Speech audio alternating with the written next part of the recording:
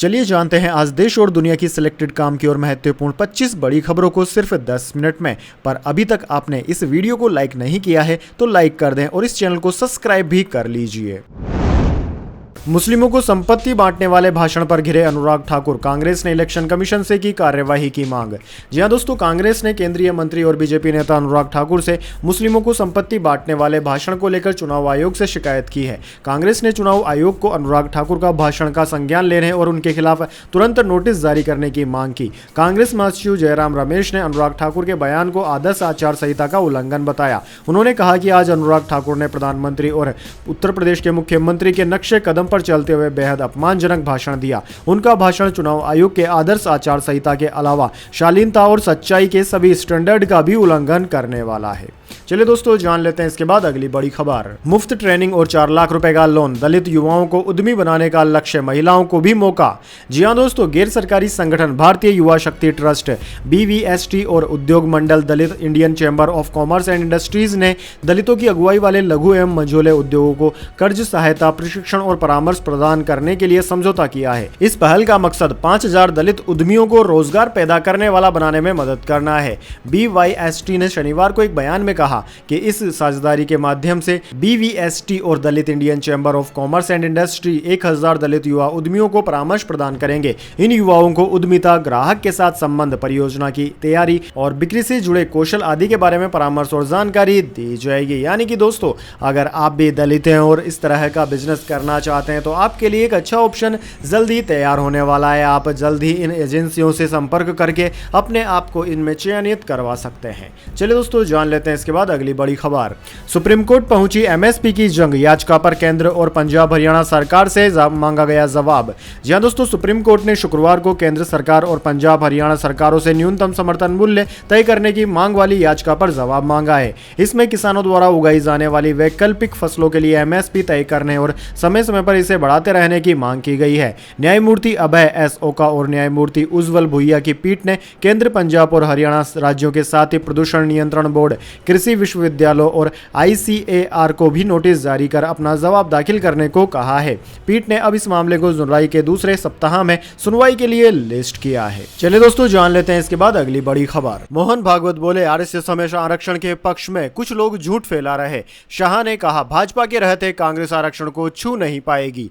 जी हां दोस्तों, राष्ट्रीय स्वयंसेवक संघ RSS प्रमुख मोहन भागवत ने रविवार 28 अप्रैल को कहा कि संघ ने कभी भी कुछ खास वर्गों को दिए जाने वाले आरक्षण का विरोध नहीं किया है। हैदराबाद में एक कार्यक्रम में भागवत ने कहा कि संघ का मानना है कि जब तक जरूरत है आरक्षण जारी रहना चाहिए। भागवत ने यह बात भाजपा और कांग्रेस के बीच आरक्षण को लेकर चल रहे बयानों के बाद कही है।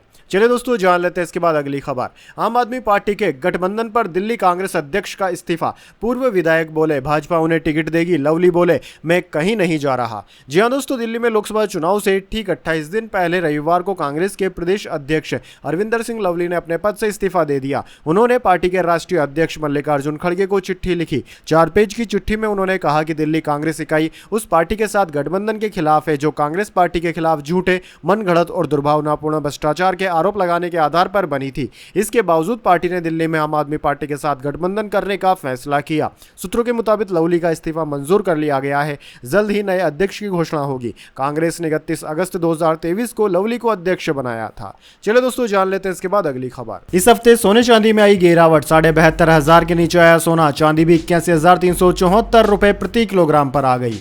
जी हां दोस्तों, इस हफ्ते सोने चांदी के दामों में गिरावट देखने को मिली है। Indian Boolean and jeweller association यानी कि IBGA की वेबसाइट के अनुसार सराफा बाजार में इस हफ्ते की शुरुआत यानी कि 22 अप्रैल को सोना 73,161 रुपए पर था, जो अब यानी कि 27 अप्रैल को 72,448 रुपए प्रति 10 ग्राम पर आ गया। यानी कि दोस्तों, इस हफ्ते में मात्र 7 दिन में इसकी कीमतों में 713 रुपए की गिरावट आ गई। वहीं चांदी की बात करें तो वेबसाइट के अनुसार इस हफ्ते की शुरुआत में यह 81,839 रुपए पर थी, जो अब 81,374 रुपए प्रति किलोग्राम पर आ गई है। यानी कि इस हफ्ते इसकी कीमत में 465 रुपए की गिरावट दर्ज की गई है। चलिए दोस्तों जान लेते हैं इसके बाद अगली बड़ी खबर। ईरान MCS एरीज शिप पर मौजूद क्रू को छोड़ेगा, 16 भारतीय वतन लौटेंगे। 13 अप्रैल को ईरान के रेवोल्यूशनरी गार्ड्स ने कब्जे में लिया था शिप। जी हां दोस्तों, ईरान की सरकार ने कहा है कि वे पुर्तगाली ध्वज वाले कंटेनर जहाज MCS एरीज पर मौजूद क्रू को जल्द ही छोड़ेंगे। शनिवार को ईरान के विदेश मंत्रालय की तरफ से जारी बयान में कहा गया है कि पुर्तगाल के नए विदेश मंत्री और ईरान के विदेश मंत्री के बीच फोन पर बातचीत हुई। इस दौरान दोनों के बीच इजराइल से जुड़े कार्गो जहाज MCS एरीज पर भी चर्चा हुई। ईरान के विदेश मंत्री होसेन अमीर अब्दुल्लाहियान ने कहा कि हम मानवीय मुद्दे के तौर पर जहाज में मौजूद चालक दल की रिहाई पर गंभीरता से विचार कर रहे हैं। हमने तेहरान में उनके राजदूतों को कौंसुलर सेवाएं पहुंचाने की घोषणा की है। जहाज पर मौजूद क्रू को जल्द ही छोड़ दिया जाएगा। चलिए दोस्तों जान लेते हैं इसके बाद अगली बड़ी खबर। वोटिंग खत्म होते ही मेरठ छोड़कर मुंबई लौटे बीजेपी प्रत्याशी अरुण गोविल, कांग्रेस ने घेरा तो बताई यह वजह है। जी हां दोस्तों, पश्चिम यूपी की मेरठ लोकसभा सीट पर बीजेपी ने इस बार टीवी सीरियल रामायण के भगवान राम की भूमिका निभाने वाले एक्टर अरुण गोविल को उम्मीदवार बनाया। मेरठ में एक बाहरी नेता के तौर पर पहले ही उनकी आलोचना हो रही थी। अब वोटिंग खत्म होते ही उनका मेरठ छोड़कर मुंबई लौट जाने को विपक्ष मुद्दा बना रही है। 26 अप्रैल को जैसे ही मतदान हुआ और अरुण गोविल मुंबई के लिए रवाना हो गए, इससे स्थानीय नेताओं और जनता में भी नाराजगी है। इस बीच गोविल ने खुद बताया कि आखिर उन्हें मुंबई क्यों लौटना पड़ा। वहीं दोस्तों, चुनावी अभियान में पहने गए कुर्ता पायजामे की जगह शर्ट पैंट, बीजेपी का स्कार्फ छोड़कर कैप का इस्तेमाल, गांव में चप्पलों की जगह जूते। वोटिंग खत्म होते ही अरुण गोविल ने अपना गेटअप भी बदल लिया था। इसकी एक फोटो शेयर करते हुए यूपी कांग्रेस के अध्यक्ष अजय राय ने अरुण गोविल पर निशाना साधा है। चलिए दोस्तों जान लेते हैं इसके बाद अगली खबर। 11,600 पेड़ काटने के खिलाफ सुप्रीम कोर्ट में याचिका। CJI चंचूड़ से वकील बोले तबाह कर रहे हैं। जी हां दोस्तों, सुप्रीम कोर्ट ने शुक्रवार को भारत पेट्रोलियम कॉर्पोरेशन लिमिटेड की ओर से भूमिगत पाइपलाइन बिछाने के लिए 11,600 पेड़ काटने की अनुमति दिए जाने के खिलाफ दायर याचिका पर केंद्र और महाराष्ट्र सरकार से जवाब मांगा है।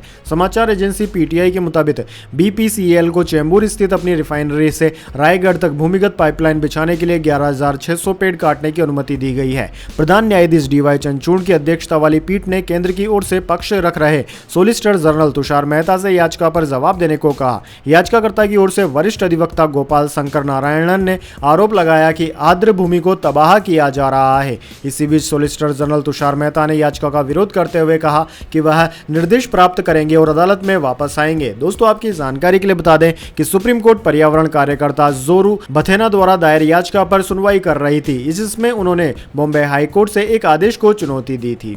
चलिए दोस्तों जान लेते हैं इसके बाद अगली बड़ी खबर। अमेरिका में इजराइल विरोधी धरना दे रहे 550 छात्र हुए गिरफ्तार। स्टूडेंट्स पर टेजर गन चला रही पुलिस। प्रदर्शनकारियों के पास कश्मीर के पोस्टर भी देखे गए। जी हां दोस्तों, अमेरिका की यूनिवर्सिटीज में पुलिस की कार्रवाई के बावजूद इजराइल के खिलाफ हो रहा प्रदर्शन रुक नहीं पा रहा है। अमेरिकी मीडिया हाउस CNN के मुताबिक देश भर में अब तक 550 छात्रों को गिरफ्तार किया जा चुका है। पुलिस धरना दे रहे छात्रों से निपटने के लिए टेजर गन और केमिकल्स का इस्तेमाल करने भी लग रही है। इसी बीच प्रोटेस्ट का सेंटर माने जा रही कोलंबिया यूनिवर्सिटी की प्रेसिडेंट नेमत मिनोशे शाफिक ने प्रदर्शनकारियों को चेतावनी दी है कि वो आज रात 12 बजे तक विश्वविद्यालय के कैंपस में बनाए टेंट्स हटा ले। इन टेंट्स में करीब 200 प्रदर्शनकारी छात्र हैं।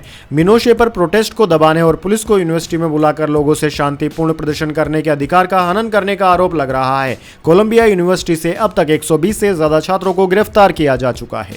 चलिए दोस्तों जान लेते हैं इसके बाद अगली बड़ी खबर। पेटीएम के बाद इस ऐप पर RBI का एक्शन। वॉलेट में रखे पैसे 15 दिन में लौटाने होंगे, लोग लगा रहे हैं स्कैम का आरोप। दरअसल दोस्तों, भारतीय रिजर्व बैंक RBI ने उसकी इजाजत के बिना प्रीपेड भुगतान उत्पाद जारी करने वाली कंपनी टॉकटॉर्च पर बड़ा एक्शन लिया है। टॉकटॉर्च टेक्नोलॉजीज प्राइवेट लिमिटेड को ग्राहकों के वॉलेट में पड़े पैसे वापस करने को कहा गया है। रिजर्व बैंक ने हाल ही में एक बयान में लोगों को वेबसाइट एप्लीकेशन का इस्तेमाल करते समय और इस तरह की किसी भी अनधिकृत इकाई को अपना पैसा देते समय अत्यधिक सावधानी बरतने को लेकर भी आगाह किया है। यानी कि दोस्तों, कोई भी एरी गेरी नत्थू खेरी एप्लीकेशंस में आप अपना पैसा ना फंसाइए, ऐसा RBI का कहना है।